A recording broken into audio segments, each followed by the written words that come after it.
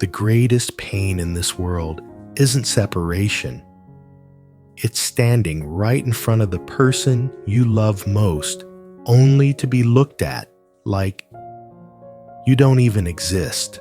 What would you do if one day the man who once promised you forever looked at you with the distant eyes of a total stranger? Toan has forgotten everything. Inside his head, every trace of Diem has been wiped clean. But Diem, she hasn't forgotten a thing.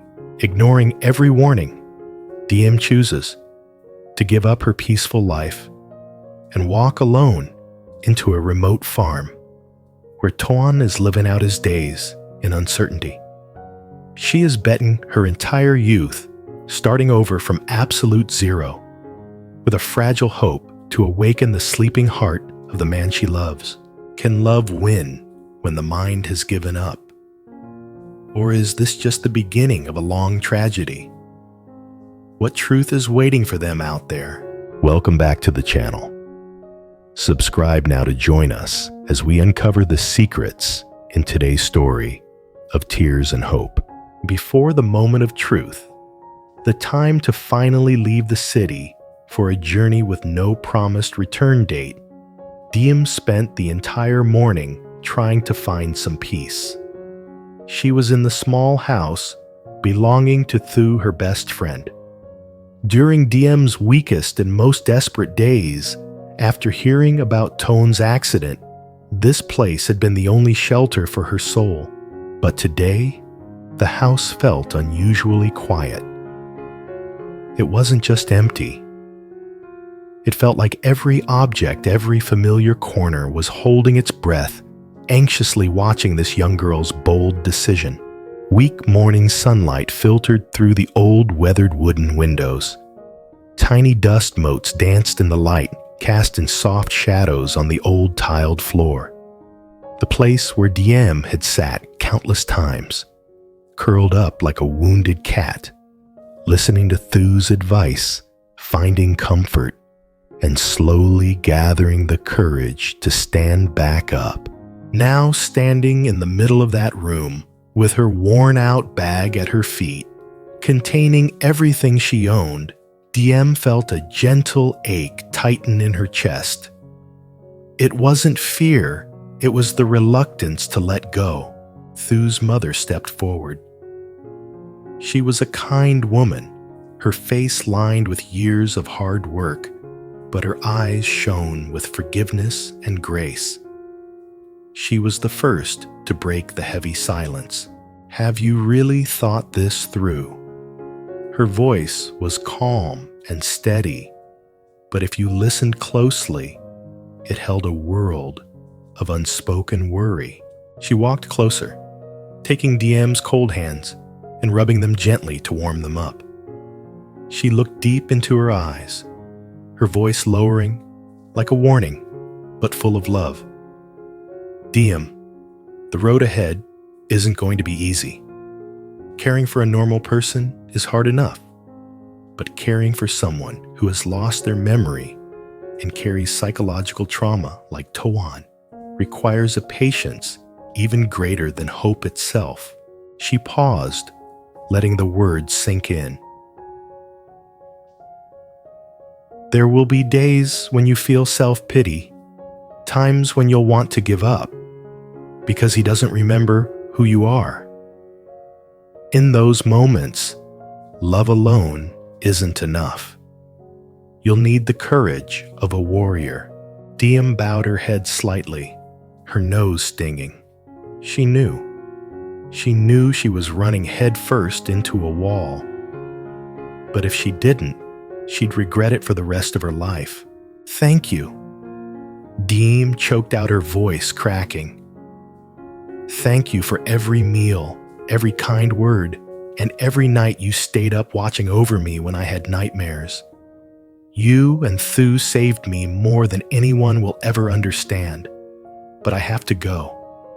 Because he is my life. Thu's mother squeezed her hands tighter, warm, and reassuring a silent promise that no matter where Diem went, this would always be home, and she would never be alone in this world. Thu had been leaning against the doorframe the whole time, her eyes red, trying to hold back her emotions, but failing. The usually strong best friend was now the weakest one. She rushed forward and hugged Diem tightly. It was a desperate, crushing hug, as if she were afraid that letting go would make the distance between them real too soon. Thu sobbed into Diem's ear. Once you're gone, remember to take care of yourself. Don't get so busy worrying about Mr. Toan that you skip meals. If you lose even a single pound, I'm dragging you back here. You hear me? Those small, everyday reminders made Diem's tears finally spill over. Thu pulled back, placed both hands on Diem's shoulders, and looked straight into her eyes, stern but full of belief. And most importantly, never lose faith in your love. I believe in Toan. His brain might be damaged right now. He might not remember who you are or the promises you made. Thu paused, quickly, wiping a tear rolling down Diem's cheek, then whispered the words that would become Diem's guiding light in her darkest days. But Diem the heart has its own memory. His heart will recognize you before his mind even understands what's happening. Trust me. Diem smiled through her tears, nodding furiously. She held on to those words as if they were fragile treasures, the most valuable thing she was taking with her on this journey. It was time. Diem took one last look around the house.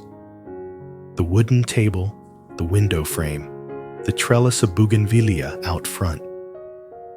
This wasn't just a lifeless place. It was the witness to her rebirth after the shock. This goodbye wasn't an ending. It was a choice. Diem hitched her bag up on her shoulder, took a deep breath, and filled her lungs with the familiar scent of the place. She straightened her back and walked out the door. Her small shadow stretched down the narrow alley, but her steps were incredibly steady. She carried with her gratitude a burning love and an ironclad belief.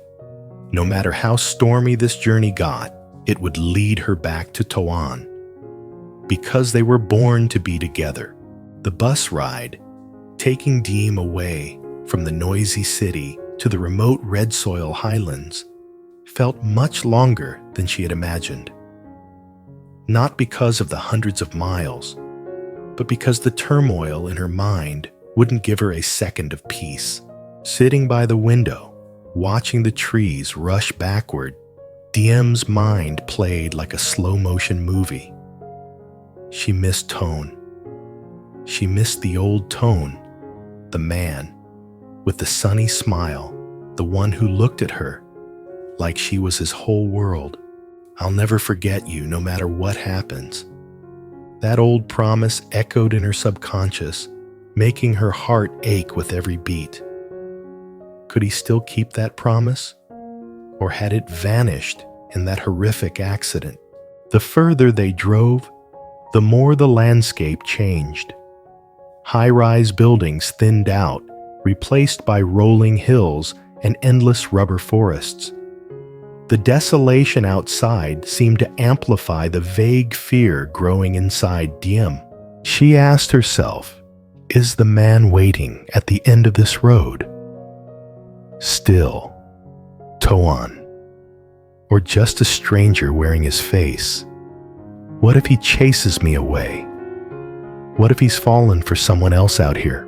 Thousands of what-ifs swarmed Diem, making her grip the handle of her bag until her knuckles turned white. But then the image of Toan from the photos the private investigator sent flashed in her mind. Lonely, thinner eyes empty, wandering the farm by himself. That image was like a bucket of ice water to the face, extinguishing her fear. No, she couldn't leave him alone. No matter who he was now, she had to go to him. When Diem finally stepped off the bus at the end of her journey, the sky had turned to late afternoon. The fading light cast a pale yellowish melancholic glow over everything. Before her lay a massive farm tucked deep in a valley.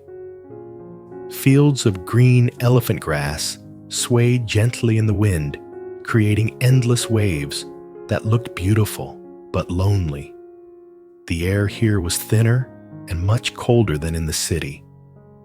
It was so quiet you could almost hear your own heart pounding in your chest. This was where Toan lived. The farm belonged to a middle-aged man Diem only knew from letters as Uncle Lamb, a quiet, mysterious benefactor.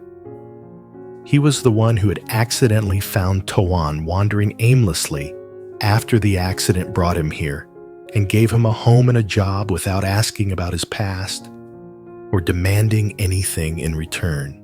The heavy wooden gate creaked open with a piercing sound. A man stepped out.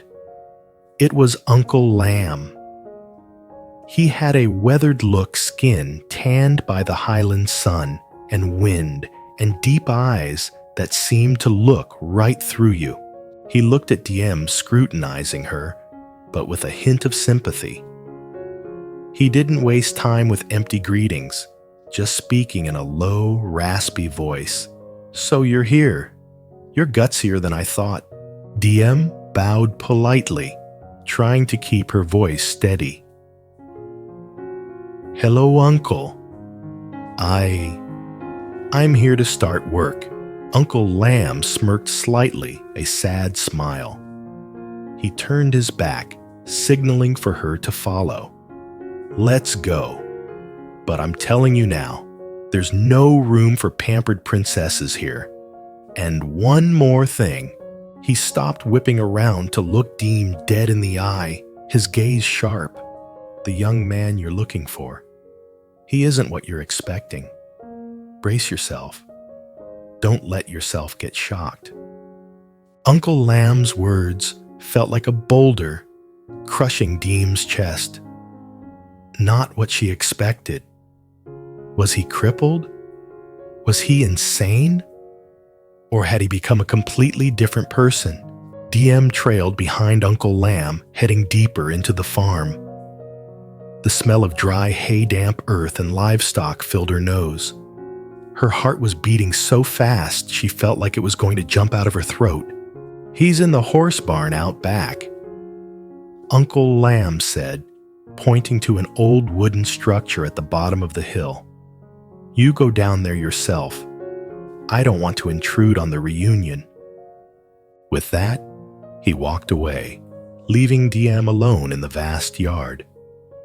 The afternoon wind blew hard, messing up her hair. Diem swallowed hard, dragging her heavy feet toward the barn. Every step was a mental battle. 10 steps, 5 steps, 3 steps, and then she saw him, bathed in the red glow of the sunset, streaming through the cracks in the roof. A man was hunched over, intently grooming a dark brown horse.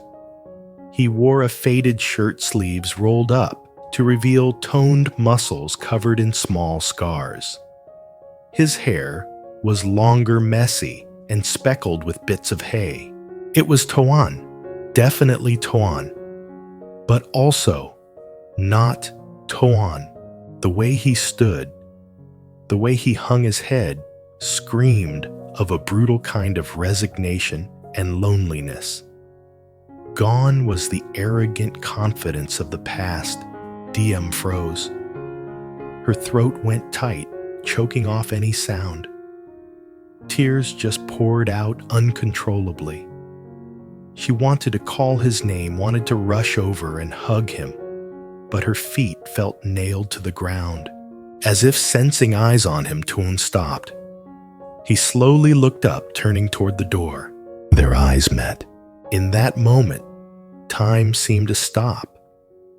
The whole world crumbled around Diem, leaving nothing but his eyes. But Those eyes, they were empty, no surprise, no joy, and most painful of all, no recognition. Toan looked at Diem like she was a stranger, just a visitor wandering into the farm by mistake. He squinted and spoke that deep, warm voice she knew so well now sounded distant and cold. "Who are you looking for? The boss isn't here." That sentence felt like a sharp knife slicing right through Diem's heart. He didn't recognize her. He had truly forgotten her. The woman he once loved more than life itself was now just a strange reflection in his eyes. Diem bit her lip until it tasted of copper to stop herself from sobbing. What should she do? Turn around and run, or smile and lie? In that desperate moment, Thu's advice echoed in her ears. His heart will recognize you. Diem took a deep breath, wiped her tears, and took a step into the light where Toan was standing. She looked straight into those empty eyes, forcing a smile that was crooked, but as brave as she could muster. "I'm not looking for the boss. I'm the new help." "Hi, my name is Diem." Toan stared at her for a long moment, his eyes flickering with a confusion he couldn't place. Then he gave an indifferent nod and turned back to his work. "Yeah, be careful, this horse hates strangers." He turned his back on her, leaving Diem standing there on the thin line between hope and despair. The journey to reclaim memories, or rather Diem's grueling journey to love him all over again, officially began at this cruel moment. As Diem stepped through the rotting wooden gate separating the main house from the livestock area, a completely different smell hit her. The pungent scent of dry hay, damp earth after rain, and the distinct smell of animals. It all mixed together, rushing into her lungs. That raw, earthy, unfiltered scent acted like an invisible hand yanking Diem back to a harsh reality. No more romantic dreams of the city. No more promises made by candlelight. This place, this simple, rough, unpolished farm, was now the stage for the most important performance of her life. A play where she was both the director and the lead actress, and the only audience member didn't even know he was watching a show. She saw Toan. He was standing near the warehouse holding a large bundle of grass, slowly feeding an old horse. His movements were slow, repetitive, and almost robotic. Diem stood hidden behind the door, holding her breath as she watched. Here, amidst the wild nature, he looked so different. He seemed calmer, stripped of the stress and frowns of the project manager he used to be. But that calm came with a terrifying distance. His eyes stared into the void as if his body was standing there working. But his mind, the soul of the man she loved, was wandering somewhere far away beyond those green fields, lost in a maze of shattered memories. For a brief moment, Diem hesitated. Fear strangled her heart. The memory of his empty, cold gaze at the hospital the last time they met before he disappeared suddenly came rushing back, haunting and sharp. What if he chases me away? What if he hates the intrusion? But then the image of his lonely back against the fading afternoon light defeated her fear. Diem closed her eyes, took a deep breath, and swallowed all the bitterness down. She stepped out of the shadows, walked toward him, and called out the name she whispered every night in her dreams. Toan. Toan turned around, his eyes locked onto hers. There was no jolt of recognition, No cinematic gasp of surprise like you see in the movies. And the hardest part, not a single spark of warmth. He looked at her with polite curiosity mixed with the guardedness of a man who kept to himself. It was the exact way you would look at a stranger asking for directions, nothing more, nothing less. That quiet, detached stare cut deeper into Diem's heart than if he had screamed at her or driven her away. It was undeniable proof. In his world right now, Diem didn't exist. Diem gripped the hem of her shirt, fighting to keep her voice steady. She didn't rush in for a hug. She knew that kind of intimacy right now would just scare him off and push him away forever. She forced a small smile, her best attempt at polite professionalism. "Hi, I'm Diem, Uncle Lamb. He sent me down here to start work. I'll be handling the cooking and cleaning around the farm from now on." Toan studied her for a moment, as if weighing the truth of her words. Then he nodded, accepting her presence without question, not even asking why a girl who looked so fragile had come to the middle of nowhere to do manual labor. "All right," he rasped, his answer clipped. "There's a lot to do here. Pace yourself." That was it. No questions about where she was from. No asking why she was here. He turned his back and started pointing out the basics, where to get water, where the tools were kept, the feeding schedule for the animals. The physical distance between them was only a few feet. But to Diem, it felt like an ocean lay between them. From that day on, Diem officially entered Toan's life as the help. She traded her flowing dresses for simple work clothes, tied her hair up in a high bun, and settled into the slow, monotonous rhythm of the farm. Every morning, before the mist had even cleared from the hills, Diem was up.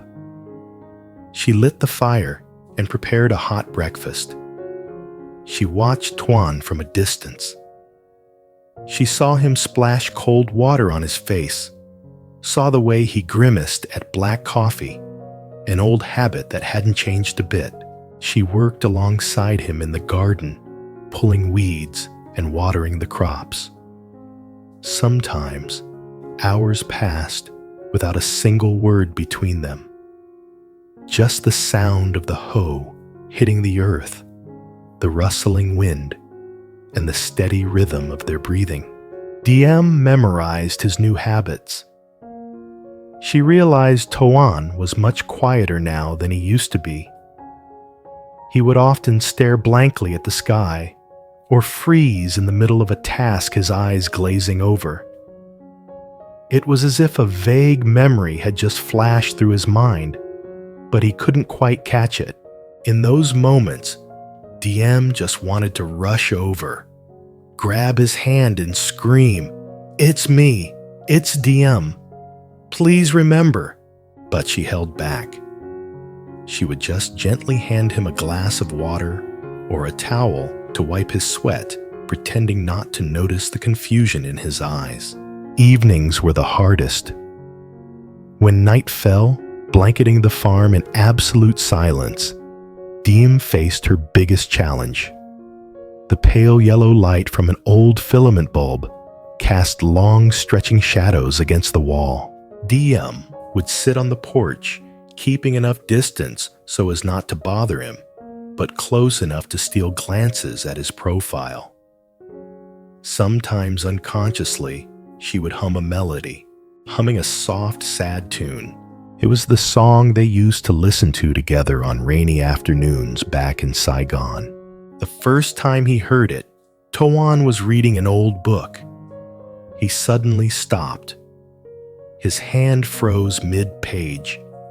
He looked up at Diem, his brow furrowed in deep thought. Diem's heart hammered in her chest. Did he remember that song Toan murmured, his voice unsure. It sounds so familiar. It makes me feel sad. Just that one word, sad, made Diem want to cry. She turned her face away to hide her emotions and replied softly, "It's probably just a popular song on the radio." She lied. It was a song only the two of them knew. But she realized something. Even if his mind had been wiped clean, the feelings in his heart remained. Like glowing embers buried deep under the ash, just waiting for a breeze to reignite them. As time went on, Diem became a detective of emotions. She collected every tiny clue from Toan's expressions. She noticed that loud noises like thunder or something breaking made him jump. His breathing would spike panic, filling his eyes, the lingering trauma of the car accident, especially on rainy days. When the heavy jungle rains poured down, turning the world white, Toan would abandon his work. He'd stand by the window, gripping the frame so hard that his knuckles turned white. He stared intensely into the curtain of rain, his eyes bloodshot with stress. One time, Diem saw him standing there, shaking. She stepped closer. The scent of the rain seemed to lock him inside some invisible terror. "Toan!" Diem called out softly, her voice soothing, like she was comforting a child. Toan started spinning around to look at her. In a flash of lightning, Diem saw that his eyes weren't empty anymore. They were pleading for help. It was a raw vulnerability he had never shown anyone before. "My head, it hurts." He clutched his head, sinking down. Without thinking, Diem stepped forward and placed a hand on his shoulder. It was a gentle but steady touch. The warmth from her hand seeped into his cold shoulder. "It's okay," she whispered. "It's just rain. I'm right here." Strangely enough, her presence and the faint familiar scent of her hair acted as a stronger sedative than any medicine. Toan's breathing slowly leveled out. He didn't push her away. He just let her stand there beside him, watching the rain fall. These small reactions became precious clues for Diem. They were like flickering lights in the dark, proving that his lost memories hadn't vanished completely. They were just buried deep beneath layers of pain chaos and his brain's own defense mechanisms. And Diem understood something important. Her mission wasn't to take a sledgehammer to that wall. It was to use gentleness to melt it down day by day. Toan started looking for her. At first, it was just for small things. "Diem, where are the pliers? Onmai kei kois? Digino kenorhash? Diem, what's for dinner?" But then he started sharing more. He told her about the stubborn old horse, about a strange dream he'd had, and about the hollow feeling he got when he tried to remember his past, only to see a white fog. He led her into his fragile world, never knowing that she was the one holding the key to it all along. He trusted her presence naturally. Sometimes he would stare at her while she laughed with the neighbor's kids, his eyes lighting up with an indescribable familiarity. He couldn't understand why this stranger brought him such a sense of peace. Why did her smile make his heart skip a beat, even when his logic told him they had never met? As the days turned into weeks in the vast highlands, Diem realized a fundamental truth. Healing wouldn't come from force or urgency. She wouldn't push him to remember her. She wouldn't make him look at old photographs. True love is patience, Diem believed that where memory had failed, love would speak. Something new was sprouting between them, not a continuation of the past, but a fresh start. It was gentler, deeper, built on shared dinners, accidental touches, and stormy nights spent side by side. It didn't need words, but it was strong enough to guide him back to himself and back to her heart.